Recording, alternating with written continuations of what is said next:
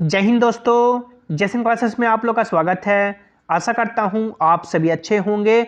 लाखों candidate railway में group D 2024 vacancy का इंतजार कर रहे हैं, लेकिन इन दिनों जो रेलवे कैंडिडेट के साथ बीत रही है वो काफ़ी निराशाजनक है।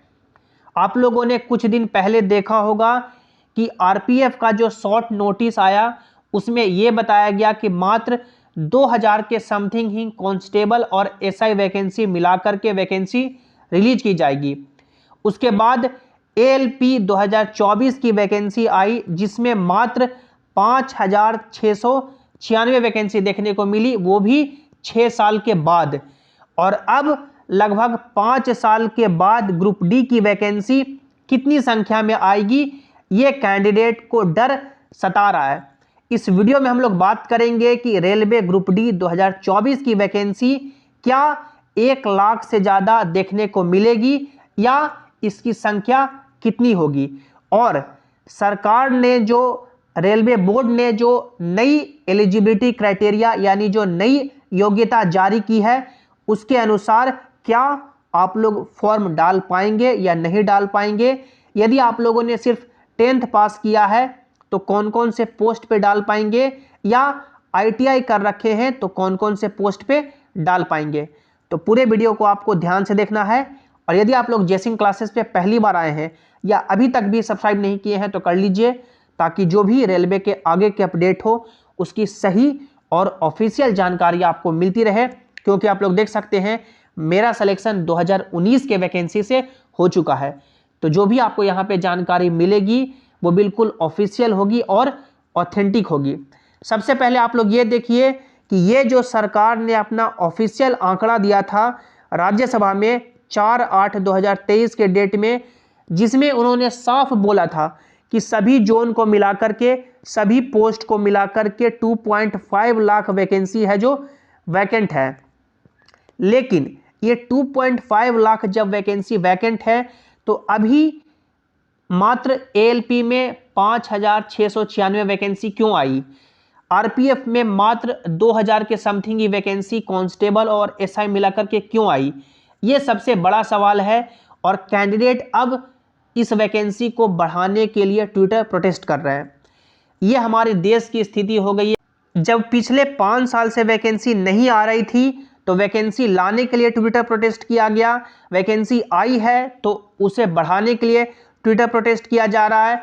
अब एग्ज़ाम लेने के लिए प्रोटेस्ट किया जाएगा, उसके बाद रिजल्ट देने के लिए प्रोटेस्ट किया जाएगा, उसके बाद डॉक्यूमेंट वेरिफिकेशन के लिए प्रोटेस्ट किया जाएगा, पैनल जारी करने के लिए प्रोटेस्ट किया जाएगा, ज्वाइनिंग देने के लिए प्रोटेस्ट किया जाएगा। तो जीवन है जो मान सकते हैं प्रोटेस्ट में ही बीतने वाला है। और कैंडिडेट लगभग सालों से बेरोजगार थे और आगे भी बेरोजगार ही रहेंगे। इसी को अच्छे दिन बोलते हैं, इसी को सबका साथ सबका विकास बोलते हैं। आप लोग यहाँ पे देख सकते हैं ये न्यूज़ आर्टिकल में भी आया था कि रेलवे में 2.4 लाख से ज़्यादा वैकेंसी है जो चुनाव से पहले देखने को मिल सकती है।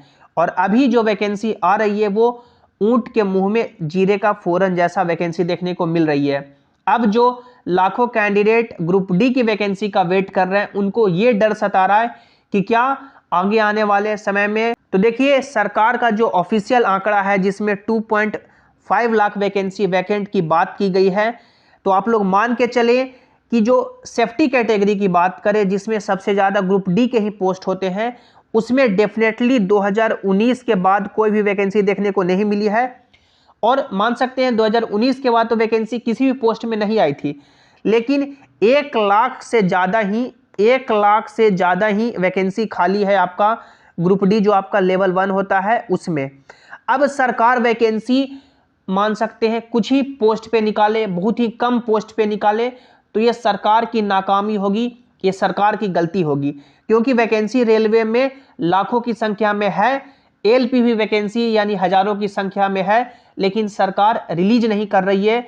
जो बेरोजगार युवा है जो सालों से तैयारी कर रहे हैं उनको ऐसे ही आगे आने वाले समय में बेरोजगार छोड़ना चाहती है। तो वैकेंसी डेफिनेटली रेलवे में ग्रुप डी में भी यदि मन से दिल से सरकार देना चाहेगी तो 1 लाख से ज़्यादा ही वैकेंसी देनी चाहिए, क्योंकि उतना खाली है। अब आगे आने वाले समय में देखना होगा कि सरकार इस पे कितना वैकेंसी रिलीज करती है। हम लोग बात करें कि नई योग्यता सरकार ने क्या जारी की है या government of India ministry of railway ने क्या जारी की है, तो देख सकते हैं ये लेटेस्ट का शॉर्ट नोटिफिकेशन है और डिटेल नोटिफिकेशन आप लोग पढ़ सकते हैं, जिसमें बताया गया है कि एजुकेशनल क्वालिफिकेशन नया क्या मांगा जाएगा। इसमें बताया गया है, आप लोग इस लाइन में पढ़ेंगे तो बताया गया है कि जो 2018 में और जो 2019 में ग्रुप डी की वैकेंसी आई थी उसमें एक बार की छूट दी गई थी, यानी जो कैंडिडेट जिन्होंने सिर्फ 10th पास कर रखा है वो भी सभी पोस्ट पे अप्लाई कर सकते थे। लेकिन अब यहाँ पे साफ बता दिया गया है कि the prescribed minimum educational qualification for direct recruitment of staff in level 1 of the pay matrix in civil engineering, mechanical, electrical and signal and telecom department and in the catering wing of railway is 10th pass plus national apprenticeship certificate granted by national council for vocational training और 10th pass plus ITI। यानी जो technical department में entry की जाएगी group D में, जिसमें आपका civil engineering आता है, मैकेनिकल आता है, इलेक्ट्रिकल आता है, सिग्नल आता है, टेलीकॉम डिपार्टमेंट आता है और कैटरिंग विंग आता है, इसमें जिन्होंने 10th के बाद अप्रेंटिसशिप या 10th के बाद ITI कर रखा है वही कैंडिडेट इसमें एलिजिबल हो पाएंगे। तो ये मान सकते हैं उन सभी कैंडिडेट के लिए थोड़ा निराशाजनक बात हो सकती है कि जिनके पास कोई भी 10th के बाद टेक्निकल डिग्री नहीं है, यानी ना ही अप्रेंटिसशिप है और ना ही ITI है, तो उनको भी फॉर्म भरने का मौका मिलेगा, लेकिन काफ़ी कम सीटों पे, जो हम लोग आगे देखेंगे कि कौन कौन सीट पे, यानी सिर्फ 10th वाले ही भर पाएंगे। लेकिन जिन्होंने ITI कर रखा है उनका इस बार 2024 में सिलेक्शन लेने का गोल्डन अपॉर्चुनिटी होगा, क्योंकि आपके पास मान सकते हैं कंपटीशन काफ़ी कम जाएगा। जितने भी ITI या अप्रेंटिसशिप वाले कैंडिडेट हैं तो आपका कंपटीशन काफ़ी कम रहेगा, क्योंकि बहुत सारे कैंडिडेट हैं जो यानी मान सकते हैं जो 10th वाले सीट होते हैं वो काफ़ी कम होते हैं। तो ITI के पास जितने भी कैंडिडेट हैं जिनके पास ITI है वो इस बार सिलेक्शन डेफिनेटली आसानी से ले सकते हैं। एग्ज़ाम पैटर्न की बात करें तो देख सकते हैं 2019 का जो वैकेंसी है उसमें एक ही एग्ज़ाम लिया गया था, जिसमें आपको 1.5 घंटे का समय दिया गया था। जनरल साइंस से 25 सवाल, मैथमेटिक्स से 25 सवाल, रीजनिंग से 30 सवाल और करंट अफेयर और जनरल अवेयरनेस मिलाकर के 20 सवाल, टोटल 100 क्वेश्चन, यानी 1.5 घंटे में आपको बनाना था। लेकिन जब एग्ज़ाम लेने की बारी आई तो सरकार ने, यानी उस समय बोला, रेलवे ने ये बोला कि हम लोग 2 एग्ज़ाम लेंगे। इसके लिए काफ़ी ज़्यादा प्रोटेस्ट हुआ, ट्रेन जाम किए गए, आग लगाए गए ट्रेन पे। उसके बाद ये 2 एग्ज़ाम का जो फंडा है उसे कैंसिल करके एक ही एग्ज़ाम लिया गया। तो आप लोग ये भी पॉसिबिलिटी लेके चल सकते हैं कि 2024 में ग्रुप डी में 2 एग्ज़ाम लिए जाएं। अब हम लोग आगे बात करें कि कौन कौन से कैंडिडेट कौन कौन से पोस्ट पे अप्लाई कर सकते हैं, तो आप लोग ये देख सकते हैं 2019 का न्यू दिल्ली का ये, यानी कि सभी पोस्ट का ब्यौरा है कि कौन से पोस्ट पे कितनी वैकेंसी थी और कौन से डिपार्टमेंट में आते हैं। ये आप लोग किसी भी मान सकते हैं, किसी भी जोन का देखेंगे तो आपको मालूम चल जाएगा।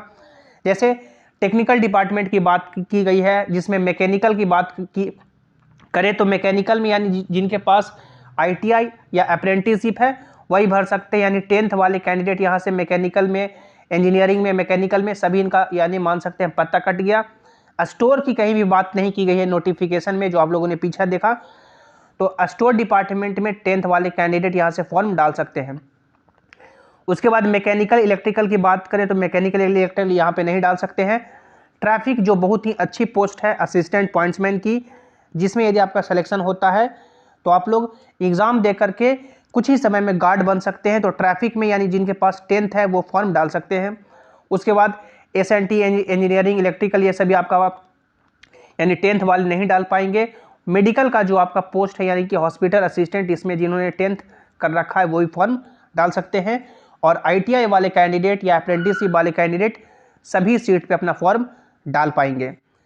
तो ये अभी तक का अपडेट है। देखते हैं आगे आने वाले समय में इसके रिगार्डिंग क्या अपडेट निकल के आते हैं। जो भी अपडेट होंगे जेसिंग क्लासेस आपको सबसे पहले और सटीक जानकारी के साथ देगा। चैनल को आपको सब्सक्राइब करना है, वीडियो को लाइक करना है, अपने दोस्तों के साथ शेयर करना है और सभी इंपॉर्टेंट अपडेट के लिए आप लोग टेलीग्राम जेसिंग क्लासेस से भी ज्वाइन हो जाइए, ताकि जो भी अपडेट हो, जो भी नोटिस हो यहाँ पर आपको मिल सके। लिंक आपको नीचे डिस्क्रिप्शन में दे दिया गया है, या आप लोग सर्च करके भी ज्वाइन हो सकते हैं। Thanks for watching, have an awesome day.